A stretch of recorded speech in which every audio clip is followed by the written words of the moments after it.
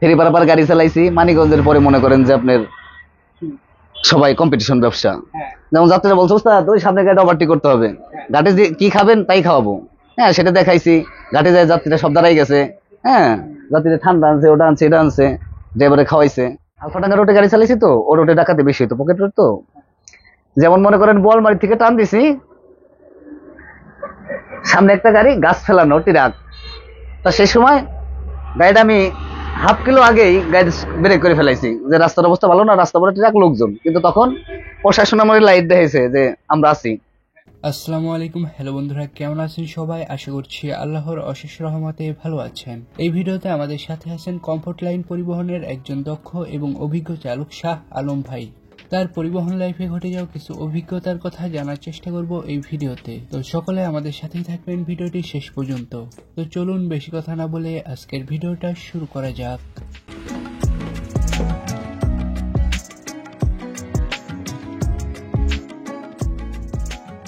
আসসালামু আলাইকুম ভাই, কি অবস্থা, কেমন আছেন? ওয়ালাইকুম আসসালাম ওয়া রাহমাতুল্লাহি ওয়া বারাকাতুহু। ভালো ভাই, বাসার সবাই কেমন আছে? ভালো। আপনারা কেমন আছেন? এই তো আছে। তো ভাইয়ের পরিচয়টা শুরুতে যদি দিতেন। জি, আমার নাম হচ্ছে মোহাম্মদ শাহ আলম, বাবার নাম আনিপুল্লাহ, বাড়ি মানিকগঞ্জ, থানা শিবালয়, বর্তমানে কোন গাড়ি চালাচ্ছেন? Comfort line. তো ভাই আপনার পরিবহন জগতের শুরুটা কিভাবে হয়, সেই শুরুর গল্পটা শুনতে চাইতেছি। তাই শুরুটা হচ্ছে ছোটবেলায় মানে ফ্যামিলির দিক দিয়ে অভাব একটু ছিল তো, তাই ভাবছিলাম যে কি করব, একটা কাজ করতে হবে, সংসার একটু টানাটানি, মা বাবার কষ্ট, একটু কাজের জন্য মানে কাজ খুঁজতেছিলাম যে কি করা যায়। তখন আপনি মনে করেন যে এই বাস স্ট্যান্ড ছিল তো, আরিসা ঘাট ছিল, ওইখানে গাড়ি গড়ি ছিল, ওখানে আসতাম একটা ডিউটির জন্য, গাড়িতে হেলপারি করার জন্য। তো মনে করেন আপনার হেলপারি, স্পেয়ার হেলপারি করে তখন ছোট বয়স, ওই দেখা যাচ্ছে 3 বেলা খাওয়াইয়া 30 টাকা বেতন, গাড়ি পয় পরিষ্কার রাখতাম। এটা কত সালের দিকে? এটা আপনার কত হবে, 2004-5 4-5 হবে। ওইভাবে আস্তে আস্তে হেলপারি করতে করতে ড্রাইভার ভালোবাসতো, অনেক ইজ্জত করতাম তো ড্রাইভারদের, অনেক শ্রদ্ধা করতাম যে আমার মানুষ হইতে হবে, কিভাবে আমার ড্রাইভারিং শেখা যায়, ড্রাইভার হওয়া যায়, ঠিক আছে। সেজন্য মনে করেন যে ওই ড্রাইভারকে এভাবে ইজ্জত করতাম যে যদি সামনে থাকতো ড্রাইভাররা, আমরা পিছনে যেয়ে বসে থাকতাম, এত ইজ্জত করতাম। সেটা তো আর এখন নাই, এখন ওই মূল্যায়নটা করে না ড্রাইভারদের, ঠিক আছে। আমরা অনেক কষ্টতে মনে করেন যে এই জায়গাটা এসে দাঁড়াইছি, অনেক পরিশ্রম করে, ঠিক আছে। তো ভাই আপনার যিনি ওস্তাদ ছিলেন তার সম্পর্কে যদি কিছু বলতেন। খুব ভালো লোক ছিল। সে এখন কোন গাড়ি চালাচ্ছে? এখন চালাচ্ছে হানিফ, নাম ছিল পাগলা হাবিব। ওস্তাদের সাথে কোনো স্মৃতিময় কোনো ঘটনা আছে যে শাসন টাসন করতো? হ্যাঁ অবশ্যই, মানে আমরা যখন ওস্তাদের সাথে হেল্পারি করছি, ওস্তাদদের দেখছে সন্তানের মতন, হেল্পারের মতন কখনো দেখে নাই। তাদের বাসায় খাইছি, থাকছি, তার ওয়াইফ সন্তানের মতন দেখছে, যে আমিও তার একটা সন্তান, এরকম ভালোবাসছে। মানে ড্রাইভিং করাকালীন মানে বর্তমান সময়ে কয়টা ব্যানারের গাড়ি চালিয়েছেন? কয়টা ব্যানার চালাইছি? 3টা ব্যানার। 3টা? কি কি নাম যদি বলতেন? রাজধানী, কমফোর্ট লাইন, পূর্বাশা। জি। তো ভাই পরিবহন জগতে আসার পরে অনেক সময় দুঃখের ঘটনা, কষ্টের ঘটনা ঘটে, অনেক সময় মজার ঘটনাও ঘটে। তো একটা যদি মজার ঘটনা বলতেন। মজার ঘটনা বলতে, ফেরি পারাপার গাড়ি চালাইছি মানিকগঞ্জের পরে মনে করেন যে আপনার সবাই কম্পিটিশন ব্যবসা। যেমন যাত্রীরা বলছে ওস্তাদ ওই সামনে গাড়ি ওভারটেক করতে হবে, ঘাটে যে কি খাবেন তাই খাওয়াবো। হ্যাঁ সেটা দেখাইছি, ঘাটে যায় যাত্রীরা সব দাঁড়াই গেছে। যাত্রীরা ঠান্ডা আনছে, ওটা আনছে, এটা আনছে, ড্রাইভারে খাওয়াইছে। ভালোবাসা, এটাই আন্তরিক ভালোবাসা। তো এমন আছে না যে ফেরি ধরার জন্য কম্পিটিশন ব্যবসা। এরকম একটা পারাপারি বা ঘটনা যদি বলতেন যে এই গাড়ির সাথে আমার এরকম হয়েছিল? অনেক গাড়ির সাথে তো হয়েছে, কারণ মানিকগঞ্জের পরে সাকুরা, হানিফ, ওই সময় তো কম্পিটিশন, মানে কম্পিটিশন এক রোটের গাড়ি না হইলেও এক ফেরিতে উঠতে হইব। কার আগে একটা গাড়ি মনে করেন যে ক্রসিং করতে পারলে এক গাড়ির জন্য এক ফেরি আগে ধরা যায়। এই কারণে কম্পিটিশন ছিল মানিকগঞ্জের পরে, ফেরি পারাপার গাড়ি দ্রুত কার আগে কে যাইতে পারে, কেউ বামে ঢুকাচ্ছে, কেউ ডাইনে, মানে যে দিক দিয়ে ক্লিয়ার পাইতেছে সেদিক দিয়ে যাচ্ছে, নিজের কন্ট্রোলিং ঠিক রেখে। এছাড়া পরিবহন জগতে আসার পর একটা দুঃখের ঘটনা শুনতে যাচ্ছি আর কি। দুঃখ তো আমাদের জীবন বইরাই, কষ্টের জীবন না, হ্যাঁ সেটা তো আছে, তাহলে যেমন দুঃখ কষ্ট দিয়ে এই জীবন। যে যাত্রীরা খারাপ ব্যবহার করে। না না না না, ওইরকম খুব কম। ভালো মন্দ তো সব জায়গায় আছে, বুঝতে পারছেন? ওইরকম কম। মনে করেন গাড়ির ভিতরে 10টা লোক থাকলে 10 জন একরকম হয় না। হ্যাঁ। 2টা লোক খারাপ হইলে আর 8টা লোক ভালো থাকে। ওই ভালো লোক গুলাই ওই 2টা লোককে শাসন করে রাখে। হ্যাঁ। এরকম হয়েছে না, 2টা লোক মানে চেঁচাই উঠছে আর 8টা লোক তারে হুম। দাপড়ে বসাই থিয়ে দিছে, কারণ ওই 8টা লোক বুঝতেছে না যে ব্যাপারটা কি। তো ভাই আপনি আপনার মতো করে গাড়ি চালাচ্ছেন, হঠাৎ করে সামনের গাড়িটা অ্যাক্সিডেন্ট হয়ে গেল, তো হ্যাঁ। এরকম সরাসরি অ্যাক্সিডেন্ট দেখেছেন কখন? জি জি তো জি। একটা যদি এরকম ঘটনা বলতেন। যেমন মনে করেন ফরিদপুর পার হওয়ার পরে রাস্তা বৃষ্টি, হুম। মনে করেন 60 স্পিড, আমার 60 হ্যাঁ। স্পিড, 50-60 বৃষ্টির ভিতরে অঞ্জা গাড়ি তো, হ্যাঁ। বৃষ্টির ভিতরে খুব দুর্বল। দুর্বল। আপনার 60 স্পিডে নোকাল, সামনে গাড়িটা ওভারটেক করতেছে, ও গাড়িটা স্পিড, ও যে ব্রেকে টাচ মারছে অ্যাঙ্গেল হয়ে গেছে গাড়িটা, নগদ তার সার্ভিটে পোল্টি। আমি তো অনেক আগেই দাঁড়াই গেছি, মানে আমার গাড়িটা ষোলোই, আমি হয়তো জমাই ফেলাইছি গাড়ি আগেই, 20-30 আগেই ফাঁকে দাঁড়াই গেছি। ওভারটেক করতে নিছিল। জি, মানে ওভারটেক না, ওই গাড়িটা আসতেছে ওভারটেক করে, ও, আর এই গাড়িটা ছিল সিঙ্গেল, এই গাড়িটা স্পিডে ছিল তো, ওই গাড়িটা ওই ব্রেক মারছে, গাড়িটা অ্যাঙ্গেল হয়ে গেছে, এইভাবে যায় অ্যাঙ্গেল হয়ে পড়ে গেছে, বুঝতে পারছেন? যেমন মনে করেন যে আমরা বৃষ্টির ভিতরে গাড়ি চালাচ্ছি, মোটরসাইকেল একজন আসতেছে সমান রাস্তায়, হুম। স্লিপ করে পড়ে যায়, এই হেসে চলে যাচ্ছে, অনেক কিছু হয়েছে, বুঝছেন? এই যে মনে করেন যে রাস্তা দিয়ে বাচ্চা দিয়ে দৌড় মারতেছে, সামনে গাড়ি ইমার্জেন্সি ব্রেক মারছে, সেটা আপনার, হ্যাঁ, সেটা আপনার কন্ট্রোলিং করতে পারেন নাই, হুম, ইমার্জেন্সি, কারণ গাড়িটা তো স্পিডের 60-70 গাড়ি থাকলে ইমার্জেন্সি তো হয় না। না, হয় না। ওই বাচ্চা নিয়ে যদি ইমার্জেন্সি দৌড় দেয় গাড়ির সামনে দিয়ে, ওই গাড়িটা তো ঠেকানো খুব টাফ। এরকমও অনেক কিছু হয়েছে, দেখছি। আসলে আমরা গাড়ি ডিপার্টমেন্টে অনেক কষ্ট করছি। আমরা যখন ওস্তাদদের সম্মান ইজ্জত করছি, ওস্তাদরা আমাদের ওই রকম ভালোবাসছে, এবং কি সন্তানের চোখে দেখছে, হুম। নিজের সন্তানের মতন। আমরা ওই রকম তাদের বাবার এসে দেখছি, কিন্তু এখনকার ওই ইজ্জতটা নাই, বুঝছেন? তো মনে করেন আপনি আপনার মতো করে গাড়ি চালাচ্ছেন, জি, এরকম সময় হঠাৎ করে অ্যাক্সিডেন্ট হতে দিয়েও হয়নি, হয়নি। এরকম কখনো সম্মুখীন হয়েছে? হ্যাঁ হ্যাঁ হ্যাঁ, যদি একটু বলতেন। যেরকম মনে করেন এই যে আমি 70-80 চালাইতেছি, হুম। ফাঁস করে একজনে ঢুকাই দিছে গাড়ি, বুঝেন? সেক্ষেত্রে হয়তো জুমাই টুমায় ডাইনে বাই ক্রসিং করে কন্ট্রোলিং করছি গাড়ি, সেও কন্ট্রোলিং করে বাইরে গেছে, এরকম হয়েছে। এরকম রাস্তায় চলতে গেলে দেখেন মানুষ আর মানুষ বাড়ি খাইতেছে, মানুষ ওষুধ খাইতেছে, হ্যাঁ, এরকম গাড়িও, কিন্তু হিসাব কোনটা আপনার চক্ষু ডাইনে বাই, হ্যাঁ, সব দিকে ফলো রেখে আপনার চলতে হবে। এছাড়া রাস্তাঘাটে প্রাইভেট কার, বাইক চালানোর জন্য সমস্যা হয় না? অবশ্যই হয়।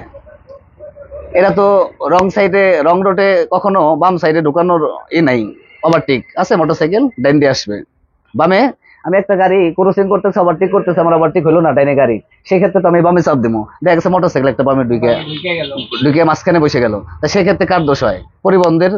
হ্যাঁ, এটাই মানুষ তো এটাই মনে প্রাইভেট করে যে বড় সিঙ্গেল দেয় ডাইনে, ইন্ডিকেটর দাঁড়ায় বামে, প্রাইভেট ওই যে ট্রেডিং দিয়ে ড্রাইভার বানায় না, এদের কারণে সমস্যা, বুঝছেন? এটাই। প্র্যাকটিক্যাল আর হলে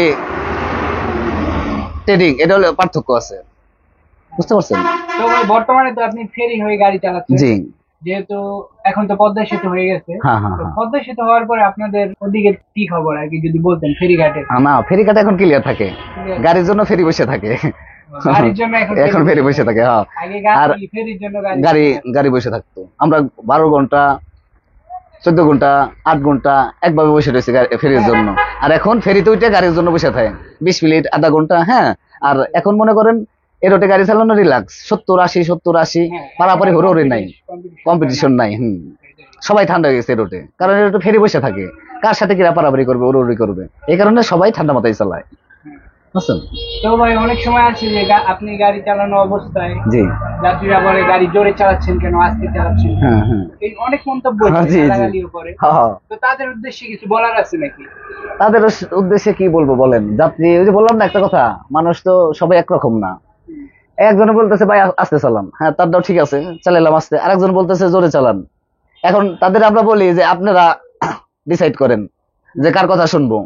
সামনে থেকে যাত্রী বলতেছে ড্রাইভার সাহেব একটু আস্তে চালান, পিছন থেকে আপনি বলতেছেন ড্রাইভার সাহেব জোরে চালান। এখন কাদের কথা শুনবো? সেটাই।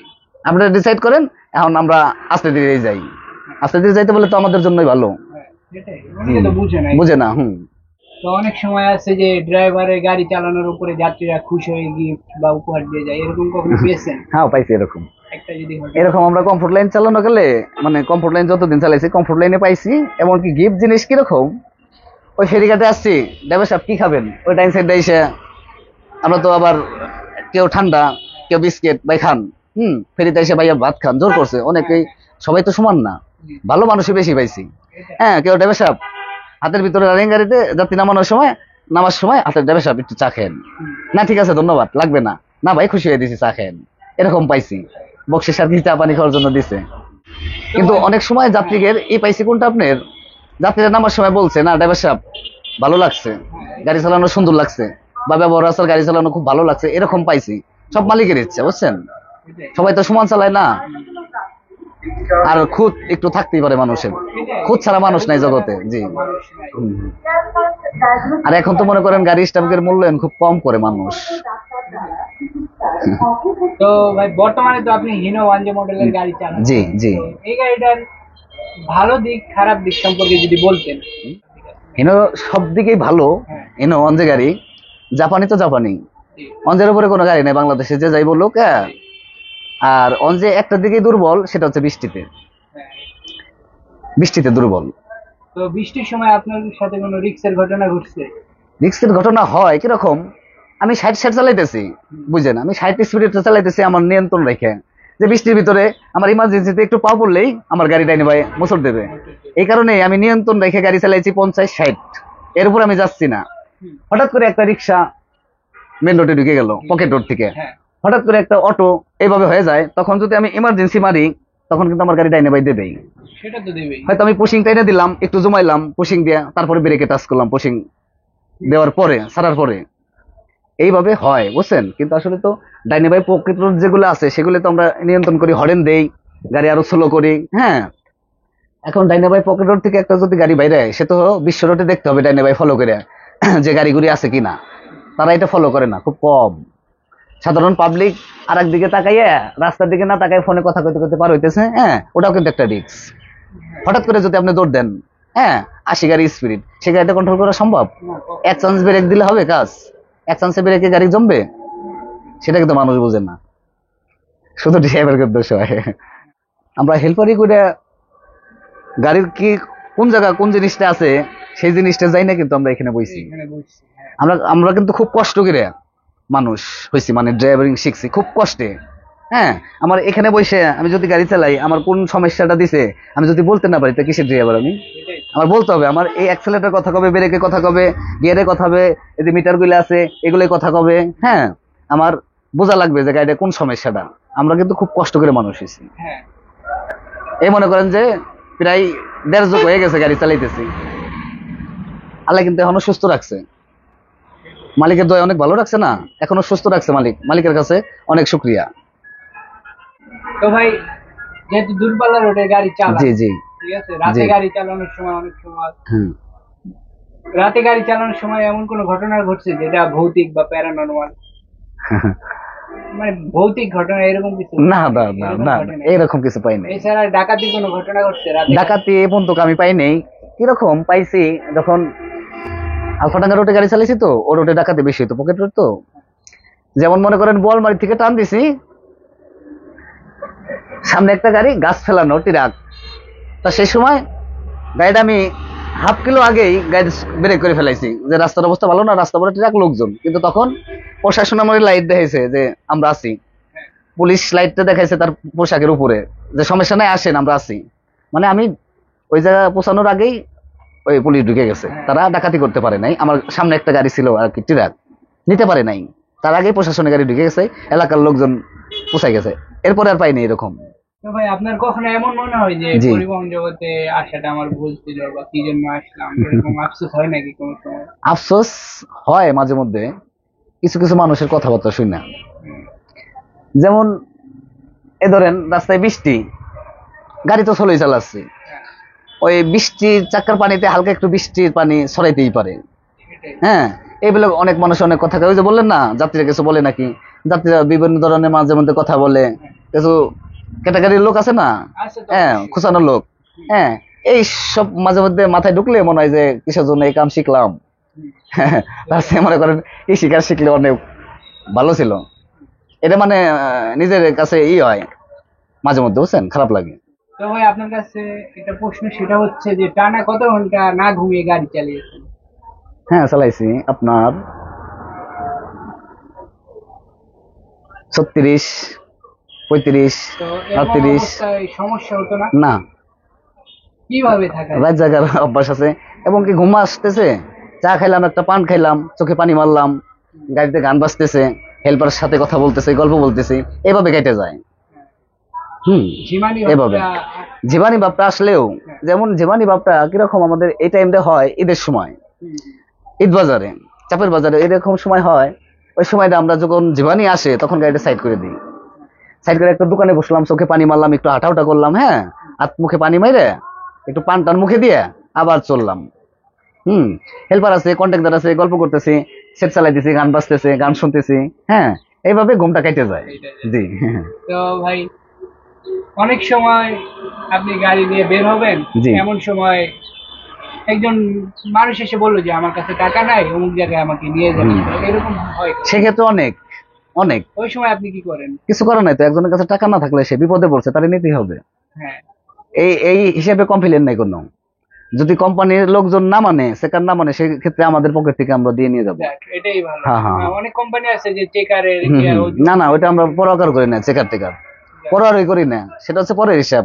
রিজিকের মালিক আল্লাহ। চাকরি এখানে আছে করতেছি, মোটর ডিপার্টমেন্টের চাকরি নাও থাকতে পারে, অন্য জায়গায় করব, কিন্তু একটা মানুষ বিপদে পড়ছে, তার কাছে টাকা নাই, সেটা আগে নিয়ে যাবো আমরা, সেটা আমাদের বেতন থেকে কাটাও। এটাই। বুঝতে পারছেন? যাক ভাই, এরকম অনেক হয়।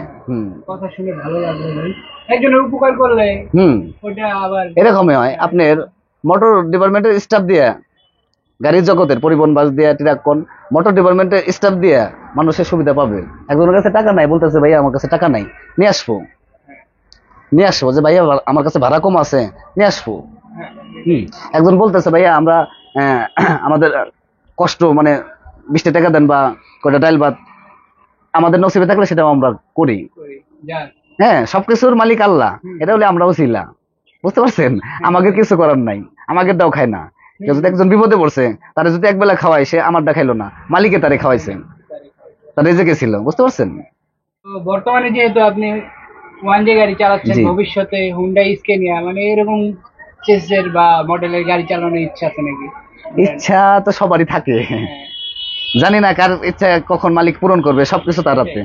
যদি ইচ্ছা হয়, কিন্তু মনে করেন অতটা আওগাই না, কারণ একটা চালাইতেছি, হ্যাঁ, অতটা আওগাই না, কর্ম তো, গাড়ি তো, মনে করেন যে আমরা তো শখে চালাই না, সংসার পেট, এর জন্য চালাই ভাই।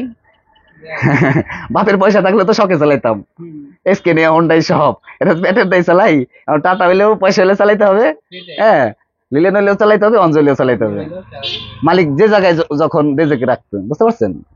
তো ভাই বর্তমানে তো আপনি কমফোর্ট লাইন পরিবহনের সাথে আছেন। জি জি। তো পদ্মা সেতু হওয়ার পরে আপনাদের কমফোর্ট লাইনের অবস্থাটা কিরকম সেটা যদি বলতেন।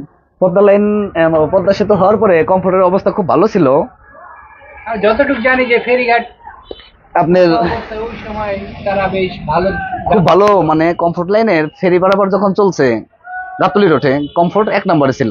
যখন পদ্মা সেতু ছিল না আর কি। জি, যখন পদ্মা সেতু হয়েছে, আপনার পদ্মা সেতুতে ভালো থাকতো যদি সাহেব, মানে কমফোর্ট পরিবহনের মালিক এমএস খান, যদি মনে করেন ব্যবসা করার ইচ্ছা থাকতো, কমফোর্ট লাইন এদিকে ভালো থাকতো। যেমন 20টা প্যাকেট গাড়ি নিয়ে আসতো, নতুন গাড়ি, সার্ভিস ওইরকম দিত, টাইম টু টাইম গাড়ি।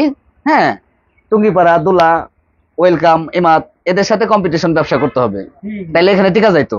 সে আসলে ওইরকম কাউন্টার মাউন্টার নিল না, ওইরকম আসলে কি এখানে মনে করেন দুলা দীর্ঘদিন চলতেছে, টুঙ্গিপাড়া, এদের সাথে কম্পিটিশন ব্যবসা করতে হইলে আমাদের একটু লস করতে হবে। সেই লস শিকারটা সে করতে পারে না আর কি, এই কারণে আমরা এই পাশে দাঁড়াইতে পারি নাই। এছাড়া আপনাদের এই কমফোর্ট লাইনের ম্যানেজমেন্ট বা মালিক মহোদয়, এনারা কিরকম, এনাদের ব্যবহার আচরণ কিরকম, স্টাফদের সাথে কিরকম না, ব্যবহার করেন? ম্যানেজমেন্ট স্টাফদের সাথে খুব মহব্বত, হ্যাঁ, অন্য কোম্পানি জানি না কিরকম, কারণ এই কোম্পানির ম্যানেজমেন্ট গুলা, কোম্পানি যারা দায়িত্ব আছে স্টাফের সাথে তারা দুঃখ কষ্টের কথা যে ম্যানেজারদের সাথে বলতে পারে সরাসরি। হ্যাঁ, এদিক দিয়ে খুব ভালো, কিন্তু সাহেবদের সাথে আমাদের কথা হয় না, তো তারা গাড়ির কাছেও আসে না, বুঝতে পারছেন, তাদের সাথে আমাদের কথা হয় না। বাস চালকদের সম্পর্কে যদি কিছু বলতেন বা কিরকম চোখে দেখেন তাদেরকে? ভালো লাগে খুব, ছোট ভাই বিরাদার হিসাবে দেখি, যাই হোক, হ্যাঁ, বন্ধু বান্ধব হিসেবে দেখি, কিন্তু খুব ভালো লাগে তাদের। যাক, ভালো জি। লাগলেই ভালো। হুম। তো তাদের উদ্দেশ্যে কিছু বলার আছে? তাদের জন্য বলার থাকতে পারে, তাদের জন্য তারা একটু সেফে থাকবে, একটা গাড়ি স্পিডে থাকতে পারে যে ভিডিও করতে করতে মাঝখানে যাতে না আসে, তাদের নিয়ন্ত্রণ করে সেফে থাকবে, ভিডিও যতদিন আল্লাহ বাসে রাখবে ততদিন করতে পারবে। হঠাৎ দেখা গেছে গাড়ির ব্যাপার, হাওয়ার জিনিস, সে সামনে এসে দাঁড়াই গেল যে আমার ব্রেকটা হইলো না, ইমার্জেন্সি মিস হয়ে গেল, তখন কিন্তু সে একটা বিপদগ্রস্ত, আমি একটা বিপদগ্রস্ত। সেই ক্ষেত্রে বলতে চাই তারা করুক, সমস্যা নাই, কিন্তু তাদের সেফে, তারা ভালো পরিবেশে নিজের নিয়ন্ত্রণ করে, হ্যাঁ, নিজের সেফ হইয়া করুক, সমস্যা নাই, ভালো। ঠিক আছে ভাই, তো আপনাকে অসংখ্য অসংখ্য ধন্যবাদ। অনেকক্ষণ ধরে আপনার সাথে কথা বললাম, আপনার পরিবহন লাইফে ঘটে যাওয়া কিছু ঘটনা বললেন, আপনি জি। শেয়ার করলেন। তো আপনাকে আবারও জানাই অসংখ্য অসংখ্য ধন্যবাদ। আর যারা যারা ভিডিওটি দেখতেছেন তাদেরকেও ধন্যবাদ জানাই। তো তো ভাই ভালো থাকবেন। ঠিক আছে, ধন্যবাদ আপনাকেও। ঠিক আছে ভাই, তো সকলে ভালো থাকবেন, সুস্থ থাকবেন, আল্লাহ হাফেজ। আল্লাহ হাফেজ। ঠিক আছে। ঠিক আছে।